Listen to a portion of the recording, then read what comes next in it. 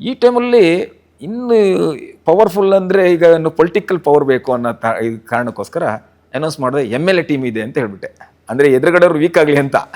ಇದು ಒಂದಕ್ಕೊಂದು ಹುಡುಕಿದ್ದು ಇದ್ದು MLA ಟೀಮ್ ಅಂತ ಹೇಳಿದ ತಕ್ಷಣ ಒಂಚೂರು ಪ್ರಚಾರ ಆಯ್ತು. ಅದು ಪ್ರಚಾರ ಆದ ತಕ್ಷಣ ರಾಜ್ ಕಪ್ ಮಾಡ್ತಾನೆ ಒಂದು ಪ್ರಚಾರ ಸ್ಪ್ರೆಡ್ ಆಗಿ ನಮ್ಮ ಉದಯ್ ಮರಿಕಣಿದೇವರು ಇದ್ದಾರಲ್ಲ, ಸಾರಿ ಉದಯ್ ಮರಿಕಣಿಯವರ ಜೋಗಿಯವರು ನನ್ನ ಫೋನ್ ಮಾಡಿಬಿಟ್ಟು ಸುವರ್ಣ ನ್ಯೂಸಲ್ಲಿ ಇದ್ರು ಅವರು ಫೋನ್ ಮಾಡಿಬಿಟ್ಟು ಬನ್ನಿ ರಂಗಣ್ಣ ಅವ್ರು ಕರಿತಾ ಇದ್ದಾರೆ ಅಂತ ಹೇಳಿದ್ರು.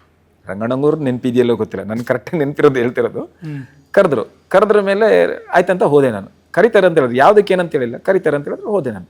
ಆಗ ಅವ್ರು ಸುವರ್ಣ ನ್ಯೂಸಲ್ಲಿದ್ದರು, ಪೊಲೀಸ್ ಇದೆಲ್ಲ ಕಮಿಷನರ್ ಆಫೀಸ್, ಅದು ಎದುರುಗಡೆ ಆಫೀಸ್ ಇದ್ದು. ಅಲ್ಲಿ ಹೋದೆ, ನನ್ನ ಕರ್ಕೊಂಡು ಹೋಗಿ ಜೋಗಿಯವರು ಮರ್ಕೊಂಡು ನಂಗೆ ನೆನಪಿದ್ದ, ಅವ್ರು ಕರ್ಕೊಂಡೋಗಿ ಕ್ಯಾಬಿನಿಗೆ ಬಿಟ್ಟರು. ಸರ್ ರಾಜೇಶ್ ಬ್ರಹ್ಮ ಬಂದಿದ್ದಾರೆ. ಅವ್ರು ನನ್ನ ನೋಡ್ಬಿಟ್ಟು ಏನ್ರಿ ನೀವೇನ್ರಿ ಮಾಡ್ತಿರೋದು, ಏನು ಚಿಕ್ಕ ಹುಡುಗ ಇದ್ದಂಗಿದ್ದೀರಲ್ರಿ, ಅಷ್ಟು ದೊಡ್ಡ ಟೂರ್ನಮೆಂಟ್ ಮಾಡ್ತೀರನ್ರಿ, ಭಯಂಕರ ಹಂಗೆ ಅಂತ ನಾನು ಒಂದು ಸ್ವಲ್ಪ ಹೋಗಲಿ ಚೆನ್ನಾಗಿ ಮಾತಾಡಿದ್ರು. ಹೌದು ಸರ್ ಮಾಡ್ತಾಯಿದ್ದೀನಿ ಅಂದೆ. ವೆರಿ ಗುಡ್, ಸೂಪರ್, ಯಾವಾಗೋ ಮಾಡಬೇಕಿತ್ತು, ಇವಾಗ ಆಗ್ತಾಯಿದೆ, ನೀವು ಮಾಡ್ತಾಯಿದ್ರಲ್ಲ ಸೂಪರ್ ಅಂತ ಹೇಳಿದ್ರು.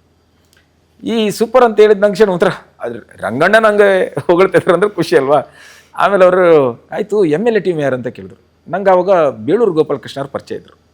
ನಂಗೆ MLA ಆಗಿ ನಂಗೆ ಬೇಳೂರು ಪರಿಚಯ ಇದ್ದಿದ್ದು, ಅಂದರೆ ಆ ಕಡೆ ಸಾಗರದವರು ಅಂತ.